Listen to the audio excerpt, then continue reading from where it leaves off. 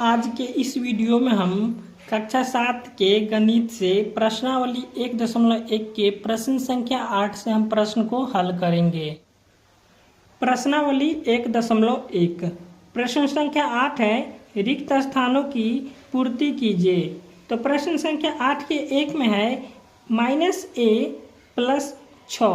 तो यहाँ प्लस में 6 है, तो यहाँ पे हमको डालना होगा -a। अब प्रश्न संख्या 8 के 2 में है -8 प्लस -8 में कितना जोड़ेंगे कि यहाँ पे 0 हो जाएगा। तो -8 में हम 8 को जोड़ेंगे तो यहाँ पे 0 हो जाएगा।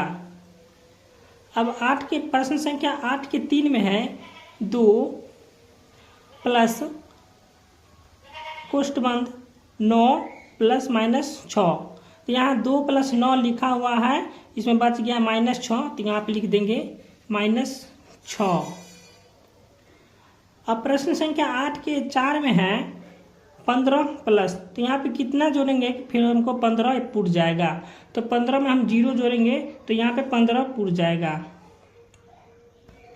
अब प्रश्न संख्या 9 है, निम्नलिखित को जोड़िए। तो 9 के ए में है -15 में -18 को जोड़ेंगे। तो -15 में हम -18 को जोड़ेंगे तो हो जाएगा -33। हम बना के रखे हुए हैं, आप खुद बना लीजिएगा। अब बी में है -20 में 17 को जोड़ना है। तो -20 में हम जब 17 को जोड़ेंगे तो हो जाएगा -3। अब सी में है +24 में -16 को जोड़ना है। तो +24 में -16 को हम जोड़ेंगे तो हो जाएगा 8। डी में है -8 में 5 को जोड़ना है। तो -8 में जब हम 5 को जोड़ेंगे तो हो जाएगा -3। प्रश्न संख्या 10 है, निम्नलिखित को घटाइए। तो प्रश्न संख्या 10 के ए में है -15 में से -5 को घटाएंगे। तो -15 में से -5 को घटाएंगे तो आ जाएगा -10। अब प्रश्न संख्या बी है 25 में से -75 को घटाना है। तो 25 में से -75 को घटाएंगे तो हो जाएगा 100। अब प्रश्न संख्या सी है -8 में से -16 को घटाना है। तो -8 में जब हम -16 को घटाएंगे तो यहाँ पे हो जाएगा 8। अब डी में है -20 में से -18 को घटाना है। तो जब हम -20 में से -18 को घटाएंगे तो यहाँ पे आ जाएगा -2। अब प्रश्न संख्या 11 है, निम्नलिखित गुणों का एक एक उदाहरण दीजिए। तो 11 का ए में है, क्रम विनिमय नियम का जो गुण है उसका एक उदाहरण देना है। तो यहाँ पे हम उदाहरण ले लेते हैं -2 + 5 बराबर हो जाएगा 5 प्लस में -2। अब 11 का बी नंबर है, सहचार्य गुण का एक उदाहरण। तो सहचार्य गुण का एक उदाहरण लेना है।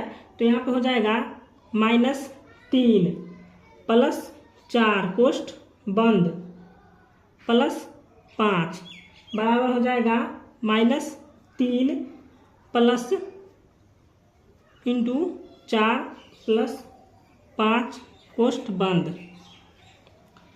अब 11 का सी में है, संबरक नियम का उदाहरण लेना है। तो संबरक नियम का उदाहरण हो जाएगा -5 + 3 बराबर हो जाएगा, नहीं गलती हो गया।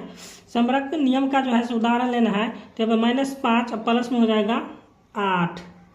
ठीक है, -5 और प्लस में हो जाएगा 8, तो इसका हो जाएगा 3। तो -5 में से 8 3 हो गया। अब 11 नंबर का डी है, योज्य तत्समक का उदाहरण लेना है। तो योज्य तत्समक का उदाहरण लेना हो जाएगा 5 + 0 बराबर हो जाएगा 5। प्रश्न संख्या 12 है, ऐसा पूर्णांक योग लिखिए जिसका योग -8। तो 12 का ए में है, योग -8 करना है। ऐसा हम कौन सा योग लेंगे जो यहाँ पे जोड़ेंगे तो यहाँ पे हो जाएगा -8।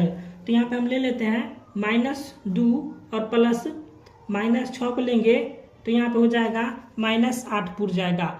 अब बी में है, अंतर पूछ रहा है -18 का। तो यहाँ पे हमको बताना है अंतर 18 का। तो यहाँ पे ले लेंगे 2 और -20, तो यहाँ पे 2 में से -20 को लेंगे तो यहाँ पे हो जाएगा -18। अब यहाँ पे योग पूछ रहा है तो योग में हम बताएंगे -5, फिर यहाँ पे लेंगे माइनस और फिर ये -5। तो जब हम -5 से +5 में जोड़ेंगे, जब यहाँ पर -5 को +5 से जोड़ेंगे तो यहाँ पर हो जाएगा 0।